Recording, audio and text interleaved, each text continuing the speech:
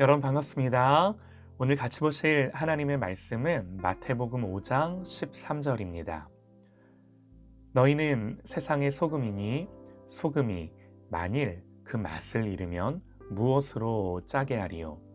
후에는 아무 쓸데없어 다만 밖에 버리워 사람에게 밟힐 뿐이니라. 아멘. 산상수훈 24번째 묵상 소금으로 부르심이라는 제목으로 하나님의 말씀 듣겠습니다. 마태복음 5장, 6장, 7장을 우리는 산상수훈이다 그러죠. 예수님이 산 위에서 가르치신 교훈, 그런 뜻이죠. 이 산상수훈의 배경을 보면요, 많은 무리들이 예수님 주변으로 몰려들었습니다. 왜 몰려들었을까요? 말씀을 보면요, 예수께서 온 갈릴리에 두루 다니사 저희 회당에서 가르치시며 천국 복음을 전파하시며 백성 중에 모든 병과 모든 약한 것을 고치시니 그의 소문이 온 수리아에 퍼진지라. 사람들이 모든 앓는 자 곧 각색 병과 고통에 걸린 자, 귀신 들린 자, 간질하는 자, 중풍병자들을 데려오니 저희를 고치시더라. 갈릴리와 데가볼리와 예루살렘과 유대와 요단강 건너편에서 허다한 무리가 쫓으니라. 주님은요, 이런 허다한 무리를 보시고 산에 올라가 앉으신 겁니다. 뭘 하시려고요? 단순히 병이 고침받고 문제가 해결되는 것을 넘어서 참된 천국 백성이 누구이며 어떤 자인지를 가르쳐 주시기 위함인 거죠. 산상수훈은요, 그런 말씀인 거예요. 하나님 나라의 복이 뭔지, 하나님 백성은 어떤 사람인지, 어떤 존재인지, 그리고 어떻게 살아야 하는지를 말씀해 주신 거죠. 오늘 말씀에서 예수님은 자기 곁에 그렇게 나온 제자들을 보시면서 너희는 세상의 소금이다 말씀해 주신 거예요. 여러분, 이 말씀을 우리는 어떻게 들어야 할까요? 이 말씀을 들으면 바로 생각나는 게요, 나는 아닌데 하는 거죠. 아무리 생각해도 내가 세상의 소금일 수가 없는 거예요. 그래서 이렇게 생각을 합니다. 그래, 앞으로 소금이 돼야지. 좀 더 노력하고 열심히 해서 내가 소금과 같은 삶을 살아야지. 주여, 소금 되게 하여 주옵소서. 이 말씀을 이렇게만 들으면 안 됩니다. 가장 중요한 건요, 예수님의 일방적인 선언이에요. 지금 당신 앞에 말씀을 듣기 위해 모여든 자들을 보시며 주님이 말씀하신 거예요. 그러므로 이것은요, 우리의 행위 이전에 하나님의 부르심이라는 사실을 반드시 기억해야 합니다. 하나님은 우리의 행위를 보고 부르신 게 아니죠. 우리가 의로워서 의인이라 칭해 주신 게 아니에요. 우리의 행위가 어떠하든 그리스도 예수 안에서 하나님의 부르심이 세상의 소금으로 우리를 부르신 것입니다. 고치시고 바꾸시고 역사하시는 분이 내가 아니라 하나님이세요. 우리의 능력이나 노력을 넘는 하나님의 은혜가 우리를 세상에서 그런 존재가 되게 하시는 줄 믿습니다. 그러므로 이 말씀을 들을 때, 그렇지, 나는 세상의 소금이야. 다른 누가 아니라 창조주이신 예수님이 나를 그렇게 새롭게 불러주셨어. 우리의 어떤 조건, 자격, 내지는 내가 생각하는 내 수준, 이런 것들을 자꾸 떠올리는 것이 아니라 주님의 이 부르심을 생각하고 더 깊이 묵상하는 거예요. 예수님이 십자가를 지시면서까지 나를 이렇게 불러주신 이 부르심에 나의 모든 포커스와 초점을 맞추는 겁니다. 그리고 소금으로 사는 것이 무엇인지를 성령께서 조명해 주시고 모든 순간마다 나를 이렇게 불러주신 부르심을 생각나게 하시고 거기에 따른 지혜를 주시고 마음의 동기를 주시고 역사해 주시기를 이 말씀을 붙들고 사모하는 거예요. 이게 너무나 중요합니다.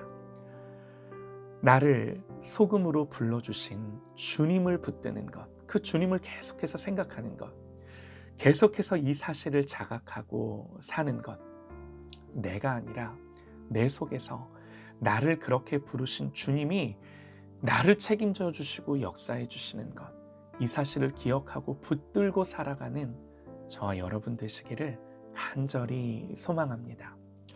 그런데 문제는 뭐예요? 문제가 있습니다. 예수님 그러죠. 너희는 세상의 소금이다. 그런데 그 소금이 맛을 잃으면 진짜 소금이야 계속 소금이죠. 그런데 우리를 소금에 비유하실 때는 우리는요 얼마든지 맛을 잃어버릴 수도 있는 소금이 될 수 있는 거죠. 소금이 그 맛을 잃게 될 경우에 나타나는 첫 번째 결과가 뭔가요? 무엇으로 짜게 하리요? 세상을 아무 것으로도 짜게 할 수 없는 겁니다. 곧 맛을 낼 수 있는 원재료가 상실되는 거예요. 그러면 세상은 나름대로 그 대안을 마련하고 노력해 보겠죠. 다른 여러 종교, 철학, 물질, 세상의 여러 자원들, 그야말로 세상의 자원들을 가지고 어떻게 해서든지 맛을 내보려고 할 것입니다. 그러나 진짜 맛을 내는 건 거듭난 하나님의 자녀들 뿐이죠. 이들이 맛을 잃으면요, 오늘 말씀 그대로 무엇으로 짜게 하리요? 다른 소망과 대안은 없다는 거예요. 오늘 우리들에게 필요한 건요, 멋진 윤리적인 규범이 아니라 그 윤리가 실제가 되는 생명의 능력인 것입니다. 이게 우리에게 부어져야 돼요. 그리스도인은 이게 다른 거예요.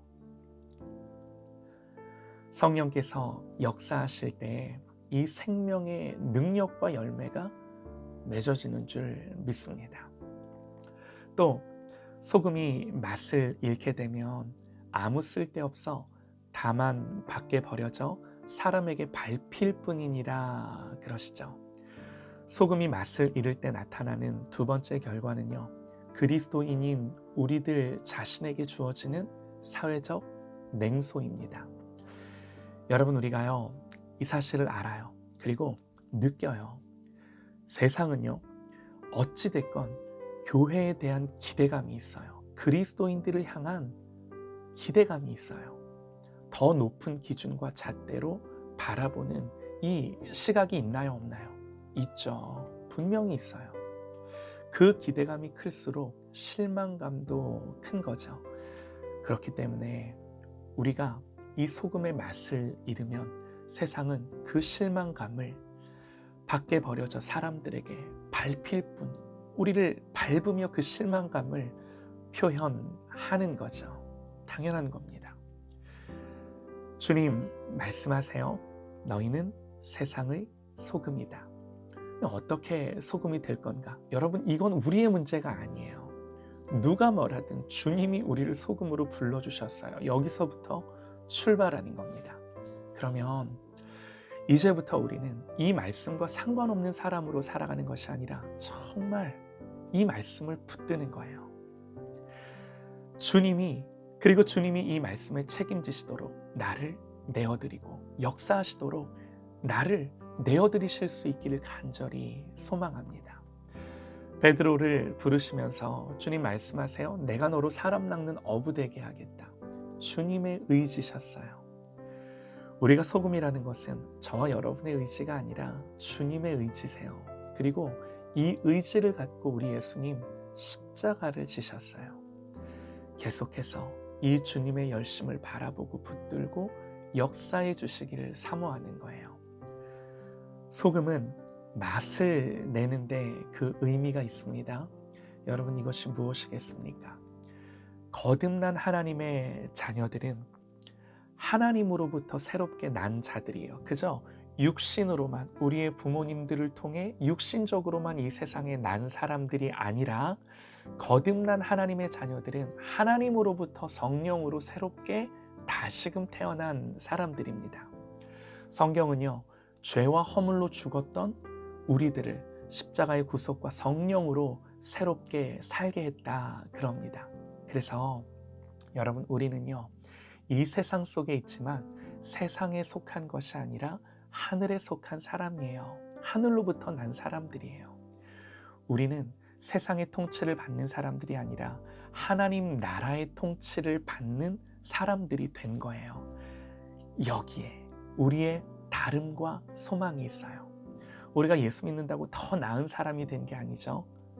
다만 그러나 예수님 때문에, 성령님 때문에 이제는 죄의 종노릇 하는 것이 아니라 의를 향해 살아갈 수 있는 마음의 동기와 능력이 실제로 부어진 것입니다. 이게 다른 거예요.